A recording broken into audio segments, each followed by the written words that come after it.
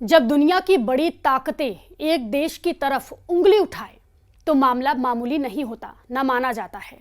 और जब 14 देश एक साथ आरोप लगाए तो समझ लीजिए कि कहीं कुछ बहुत बड़ा पक रहा है, बहुत बड़ा होने वाला है। ईरान पर लगे ताज़ा इल्ज़ामों ने दुनिया भर की सुरक्षा एजेंसियों को अलर्ट मोड में डाल दिया है। सीक्रेट वॉर, हत्या की साजिशें, अपहरण के प्लान।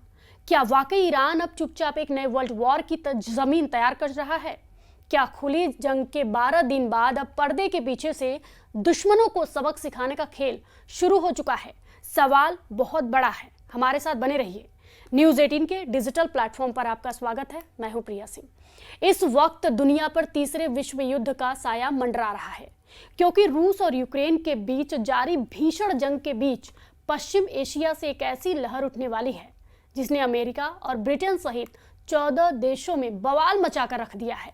क्योंकि अभी तक दुनिया सिर्फ उन वॉर टैक्टिक्स को देखती आई है जिनके जरिए पल भर में मिसाइलों से बड़ी बड़ी इमारतों को धराशायी किया गया है, जिनके जरिए शहर के शहर तबाह किए गए हैं, जिनके जरिए दुश्मन देशों की सामरिक शक्ति पर भयंकर प्रहार किए गए हैं।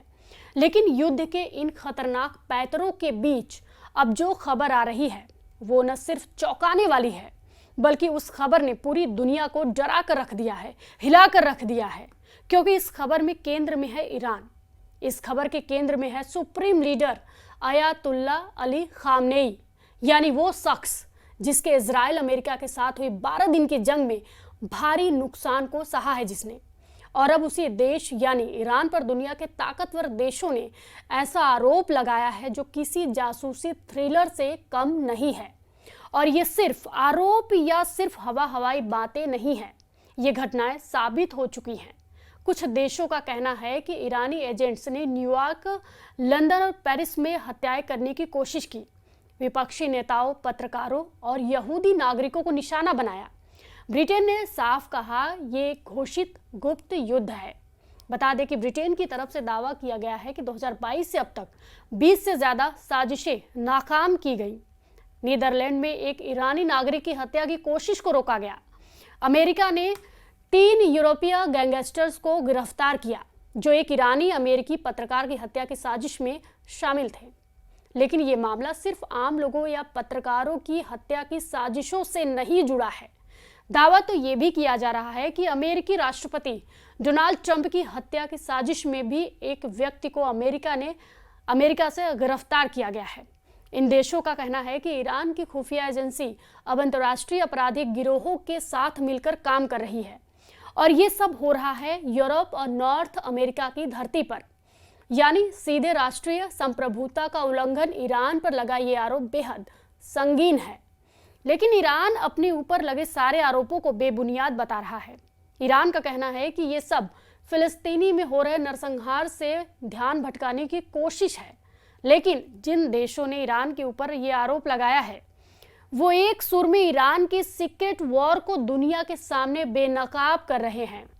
दावा किया जा रहा है कि ईरान की सीक्रेट सर्विस MOIS ने न सिर्फ सरकार विरोधियों को टारगेट किया, बल्कि आम एक्टिविस्ट्स, यहूदी नेताओं और एक्स मिलिट्री पर्सन को भी निशाने पर लिया। ब्रिटेन ने इसे डिक्लेयर्ड कोवर्ड वॉर कहा है और अमेरिका ने न्यूयॉर्क, लंदन और पेरिस में हुए हत्या की कोशिशों के दर्जनों केस पेश किए हैं। ये कोई थ्योरी नहीं, ये वो हकीकत है जो अब दुनिया के सामने है। एक खुफिया जंग जो अब खुलकर लड़ी जा रही है। उन हमलों के जवाब में जिन हमलों से ईरान को ढहाने की कोशिश की गई, जिन हमलों से ईरान की संप्रभुता को अमेरिका की तरफ से चैलेंज किया गया, ईरान की रणनीति अब साफ है। दुनिया भर में फैले असहमति के सुरों को खामोश करना और अमेरिका इजराइल के खिलाफ बदले की कार्रवाई को अंजाम देना। तेहरान का मानना है कि पश्चिमी देश उसके अंदरूनी मामलों में लगातार दखल दे रहे हैं, चाहे वो महिलाओं के हिजाब आंदोलन हो या न्यूक्लियर डील।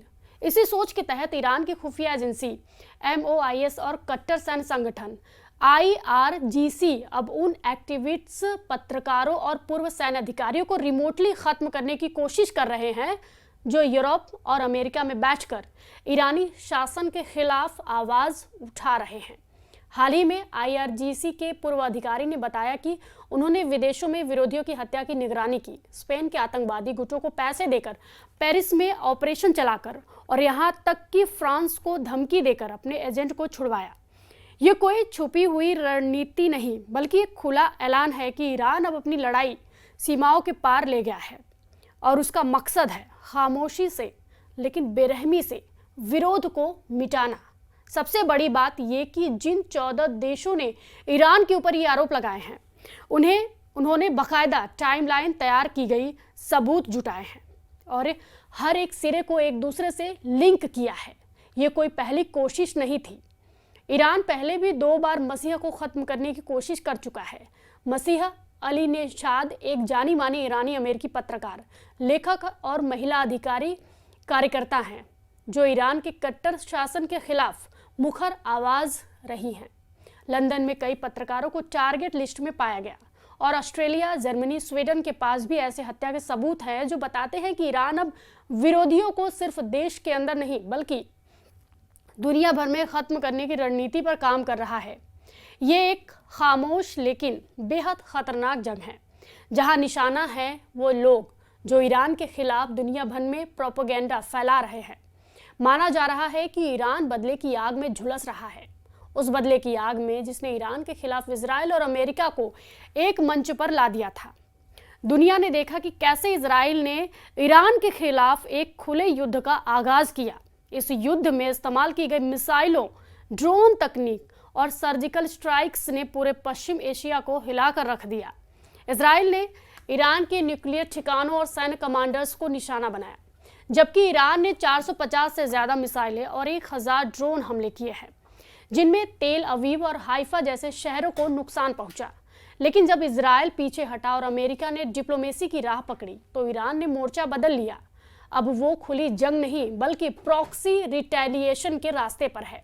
MOIS और IRGC जैसे संगठन अब दुनिया भर में विरोधियों को टारगेट कर रहे हैं। ट्रंप की नई यूनिलैटरल सिक्योरिटी डॉक्ट्रिन के तहत अब अमेरिका किसी भी हमले के जवाब में सीधे उस देश को टारगेट कर सकता है, यानी अकेले, बिना किसी और देश की मंजूरी के या साथ के।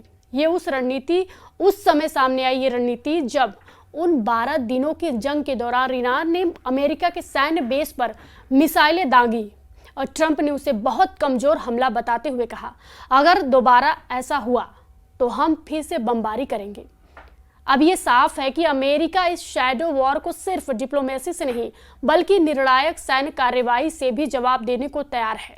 और ये बात ट्रंप के इस बयान से साफ झलक रही है, जिसमें ट्रंप से जब ईरान को लेकर कूटनीतिक बातचीत का सवाल किया गया तो उन्होंने ईरान के रवैये पर सवाल उठा दिए।